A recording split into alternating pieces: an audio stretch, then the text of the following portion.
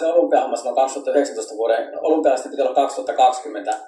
No sitten mä menin, sitten sillä lääkityksellä mut lääkittiin siihen ja sille tuli sperma, niin käytännössä niin melkein jopa naisen tasolle. No sitten mä olin, että mä en voi oikeasti hyväksyä tällaista, että mun on pakko lopettaa tää lääkitys, koska se lääkitys vaan pahentaa mun tilannetta.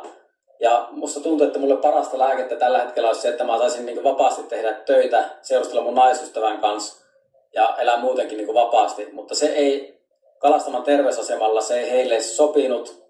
Ja sitten mä joutuin sitä vähän aikaa niin tappelee, että ei voi, että pakko syödä lääkkeitä. Että en mä voi syödä niitä lääkkeitä, jotka tekee musta niin naisen tasoisen. Ja sen jälkeen mä lopetin ne lääkityksen ja menin postille töihin. No sitten mä olin postilla töissä ja se meni yleislakkoon saman tien se posti. Ja silloin tavallaan, kun se aika oli niin kuin, tavallaan naisten aseman edistyminen, niin